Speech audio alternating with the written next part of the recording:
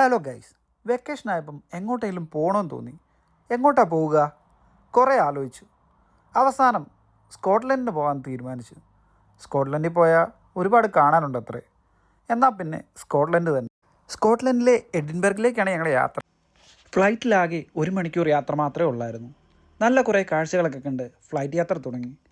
എന്തോരം പച്ചപ്പാണല്ലേ! ബ്രിസ്റ്റോൾ എന്ന നഗരത്തെ അതിസുന്ദരിയാക്കുന്നത് ഈ പച്ചപ്പ് തന്നെയാണ്. ഫ്ലൈറ്റിലിരുന്ന് കാണാൻ അതിമനോഹരമായിരുന്നു കേട്ടോ. കാരണം ഇത്രയധികം നല്ല വ്യൂ ഞാൻ ആദ്യമായിട്ടാണ് UK കാണുന്നത്. കാരണം ഇത്രയും പച്ചപ്പും കാര്യങ്ങളൊക്കെ UK അതിമനോഹരമാക്കുന്നു. ഒരു കൊച്ചു കേരളം പോലെ ബ്രിസ്റ്റോൾ എന്ന നഗരത്തെ എനിക്ക് തോന്നി. കാഴ്ചകളൊക്കെ കണ്ട് നേരെ എഡിൻബർഗ് എയർപോർട്ട് എത്തി. എയർപോർട്ടിൽ നിന്നും നേരെ പുറത്തെത്തിക്കഴിഞ്ഞപ്പം ബസ്സിനാണ് പോകേണ്ടത്.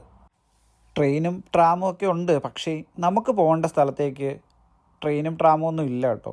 അതായത് നമ്മുടെ ഹോട്ടൽ സ്ഥിതി ചെയ്യുന്ന ഭാഗത്തേക്ക് ട്രെയിനും ട്രാമൊന്നും അവൈലബിൾ അല്ല. സിറ്റി സെൻറ്റർ ഭാഗത്ത് മാത്രമേ ട്രെയിനും ട്രാമൊക്കെ നമുക്ക് അവൈലബിൾ ആയിട്ടുള്ളൂ. അതായത് ഒരു ബസ്സിൽ കയറുകയാണെങ്കിൽ സിംഗിൾ ഡേ ടിക്കറ്റ് 6 പൗണ്ടാണ്. അപ്പോൾ ആ കാശിന് ട്രാമിലും നമുക്ക് യാത്ര ചെയ്യാം. അതായത് ഒരു ദിവസം എത്ര നേരം വേണമെങ്കിലും ട്രാമിലും ബസ്സിലും നമുക്ക് ആ 6 പൗണ്ട് കൊടുത്തു കഴിഞ്ഞാൽ ആ ടിക്കറ്റ് യൂസ് ചെയ്ത് നമുക്ക് പോകാൻ പറ്റും. അതൊരു നല്ലൊരു ഓപ്ഷനാണ് കേട്ടോ. നിങ്ങൾ എഡിൻബർഗ് പോയാലും ഇങ്ങനെ ബസ് ടിക്കറ്റ് എടുക്കുകയാണെങ്കിൽ സിംഗിൾ ഡേ ടിക്കറ്റ് എടുത്താൽ മതി. അതാണ് ലാഭം. കാരണം അല്ലാതെ ഒരു നോർമലി ടിക്കറ്റ് എടുക്കുമ്പോൾ 2.40 പൗണ്ട് നമുക്ക് ചിലവാകും. പക്ഷേ ഡേ ടിക്കറ്റ് എടുക്കുവാണെങ്കിൽ ആകെ 6 പൗണ്ടോ ചിലവാകത്തുള്ളൂ. നമുക്ക് എത്ര തവണ വേണമെങ്കിലും ട്രാവൽ ചെയ്യാം.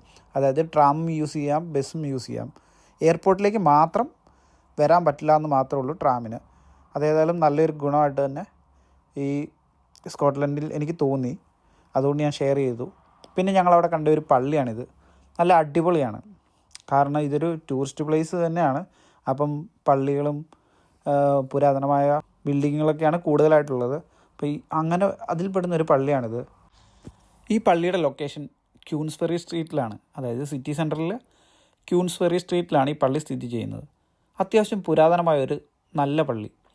അതും പഴമയുടെ സൗന്ദര്യമൊക്കെ നമുക്ക് ആസ്വദിക്കാൻ പറ്റും. കാരണം അതിൻ്റെ പില്ലറുകളൊക്കെ കണ്ടു കഴിഞ്ഞാൽ അതിന് നമുക്ക് വലിയ ആശ്ചര്യം തന്നെയാണ്. കാരണം അത്രയും ഡിസൈനൊക്കെ ആയിട്ടാണ് അവർ അത് നിർമ്മിച്ചിരിക്കുന്നത്.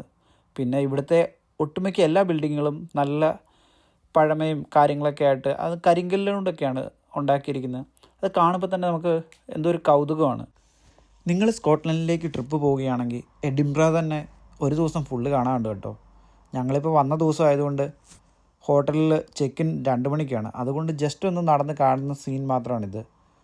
ഒരുപാട് കാണാനുണ്ട്. ഓൾഡ് ടൗണൊക്കെ ഇഷ്ടംപോലെ പുരാതനമായ ബിൽഡിങ്ങുകളും മ്യൂസിയങ്ങളും എല്ലാം ഉണ്ട്. എല്ലാം തന്നെ ഫ്രീ ആണ്.